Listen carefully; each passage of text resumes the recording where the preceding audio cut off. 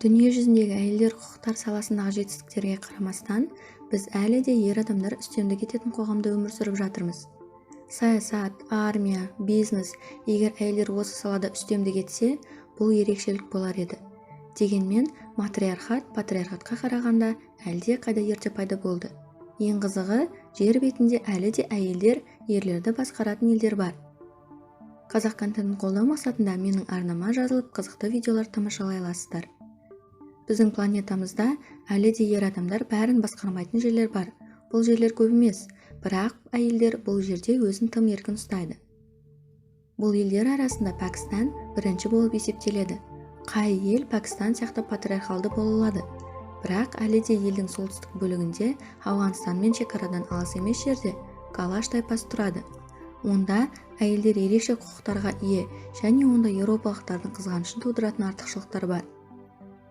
Пәкістанның ресми атауы Пәкістан Ислам Республикасы. Бұл 100% дерлік шариғат заңдарымен басқарылатын ислам мемлекеті. Дегенмен, Пәкістан заңдарының барлық қаталдығына қарамастан, тіпті әлемдегі ең демократиялық елдердің әйелдері де ол тайпаның дәстүрлеріне қызғанышпен қарайды. Ресми түрде ер адам отбасының басшысы болып саналғанмен, шын мәнінде әйелдің отбасылық құқықтары әлде қайда көп. Бұл жерде өмірлік жарын ер адам емес, әйел адам таңдайды. Сонымен қатар ол кез келген уақытта күйеуін үйден қуып, өзіне жаңа ер адам таба алады. Ал ерлердің мұндай құқығы жоқ. Келесі ел Мехгалая, Үндістан. Үндістандағы әйелдер құқығы ғасырлар бойы даулы тақырып болды. Сати дәстүрлері әйелі қайтыс болған күйеуінің жаназасында онымен бірге өртеледі. Ерте некеге тұру немесе мәжбүрлі түсік жасату үнді әйелінің өмірінің кейбір аспектілері ғана. Дегенмен, Үндістанның солтүстік шығысында Мехгалая штатында диаметралды қарама-қайшы әдет-ғұрыптар басым. Онда матриархат және Суматрадағыдай матрилиналды мұрагерлік жүйелер бар. Әйелдер бәрін алады, есімді, артықшылықты және мүлікті, ал мұра әйелдердің ұрпақтары арасында бөлінеді.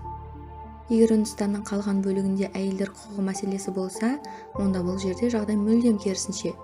Бұл тайпада нағыз матриархат билік етеді. Әйел үйдегі барлық шешімдерді қабылдайды. Сонымен қатар отбасының қаржылық бөлігін өзі басқарады. Ер адамның әйеліне қарсы шығуға құқығы жоқ. Отбасылық істерде ол аз ғана рөл атқарады. Дәл осындай жағдай барлық негізгі орындарды әйелдер атқарған штаттық басқаруда да қалыптасты. Әрине ер адамдарға мұның бәрі ұнамайды, және олар әйелдердің озбырлығымен күресуге тырысады. Осы мақсатта олар тіпті бірнеше құқық қорғау ұйымдарын құрды. Қытайдың биік тауларда өмір сүретін Мосу тайпасы өзінің еркін адамгершілігімен танымал. Тайпаның әйелі қалаған адаммен төсек қатынаста бола алады. Сонымен бірге онымен бірге төсектес болатын ер адамның одан бас тартуға құқығы жоқ. Оларда күйеу немесе әйел деген сөз жоқ. Олар отбасын құрмайды, ал балалары анасының тәрбиесінде. Тайпадағы билік толығымен әйелдерге тиесілі. Әлемдегі ең көп мұсылман елі Индонезияда әйелдердің еркіндігі аз. Алайда, елдің кейбір аймақтары ислам дінін ұстанбайды. Соның ішінде Суматра аралында тұратын Минангкабу тайпасы. Онда матриархат билік етеді. Есім, мұра, мүлік сияқты артықшылықтар әйел тұқымы арқылы беріледі. Тайпа әйелдері аралды тастап дүниені танып, оқып, еңбек етіп, одан кейін туған жеріне мол тәжірибе мен біліммен оралады. Бұл әйелдерге отбасын материалды қолдау рөлі сеніп тапсырылған, ал ер адамдар толығымен оларға тәуелді. Бұл ерекше тайпа матриархаттық дәстүрлерді мұсылман дінмен біріктіреді. Тайпа дәстүрі бойынша әйел отағасы болып саналады. Әйел кез келген уақытта ажырасуға бастамашы бола алады, және күйеуі ретінде басқа еркекті ала алады. Ер адамның жеке меншігі жоқ, өйткені мұрагерлік құқыққа тек әйелдер ғана қатыса алады. Үйленген соң ер адам әйелінің үйінде қонақ қана болады. Әйелмен түнеп таңертең анасының үйіне қайтады. Ол өз балаларының тәрбиелеуге қатыспайды, бірақ әпкелерінің балаларын асырауға міндетті.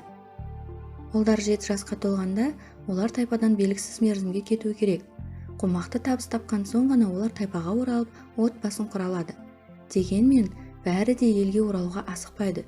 Үйсіз-күйсіз өмір сүргісі келмей, көптеген ер адамдар туған жерін мәңгілікке тастап кетеді. Сондықтан тайпада ерлерге қарағанда әйелдердің саны айтарлықтай көп. Америка құрама штаттарында тұратын Амиш діни қауымдастығы дінге, мәдениетке және ең алдымен өркениет жетістіктеріне консервативті көзқарастың мысалы ретінде жиі айтылады. Олар электр қуатын заманауи көліктерді, телефондарды пайдаланбайды. Тек 200 жыл бұрын ойлап тапқан арбалар, ат арбалар мен велосипедтермен жүреді. Алайда бұл қоғамның бір мәдени аспектісі, жас амиш қыздары уақытша ата-анасының бақылауынан шығып, бұл уақытта тыйым салынған, яғни ойын-сауық үшін пайдалануға құқылы. Олар сыртқы әлемнің дәмін татып, содан кейін отбасымен шіркеуге оралады. Бұл кезеңде оларға әртүрлі істерді істеуге ешкім тыйым салылмайды. Бұл біздің түсінігімізде айтарлықтай матриархат емес, бірақ оған жақын. Ерекше дәстүрлер Албанияның кейбір аймақтарында да дамыды. Онда патриархат пен тайпалар арасындағы қанды қақтығыс сияқты ережелерді бекітетін канун ережелері әлі де күшінде. Бірақ ең қызығы, Хауананың айтуынша, қыз немесе әйел өзінің пәктігін мәңгі сақтауға ант ете алады. Содан кейін ол еркектердің барлық құқықтары мен артықшылықтарын ала алады. Ол еркек сияқты жұмыс істей алады, киіне алады. Мұндай әйелге жүгінуге тыйым салынған жалғыз нәрсе қан туралы заң. Бұл әдет Албания мен Косованың кейбір аймақтарында әлі де сақталған. 1970 жылдардың ортасында Марокко батыс Сахараға басып кірді және оған Сахрави ұлттық азаттық қозғалысы деп аталатын жауынгерлер қарсылық көрсетті. Олар өздерінің тәуелсіздігі мен құқықтары үшін күресті.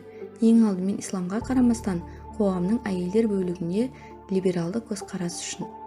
Бұл жерде күйеуге шықпаған қыздан гөрі ажырасқан әйел артық бағаланады. Жұбайының өзі ажырасуды талап ете алады, ал ол қоғамның құрметінен айырылмайды, тек қана сол құрметке ие болады. Ондай тәжірибелер мен көзқарастар әлемнің осы бөлігінде ғана кездеседі. Бір отбасында бір әйел мен бірнеше ер адамның жағдайы солтүстік Үндістан, Непал, Бутан және Қытайдағы Гималайдың бірқатар алыс ауылдарында бұрыннан бар. Дегенмен, әлі күнге дейін ер адамдар үстемдік ететін заманауи өркениет бірте-бірте бұл Құдайдың назарынан тыс қалған жерлерге жетіп жатыр. Еркектер гаремдері бар отбасылар тіпті полиандрияны бұрыннан жұқтырған ауылдардың өздері де азайып барады. Бри-Бри тайпасы. Бұл үнді тайпасы Коста-Рикадағы Лимон провинциясында тұрады. Оның халқы шамамен 13 мың адам.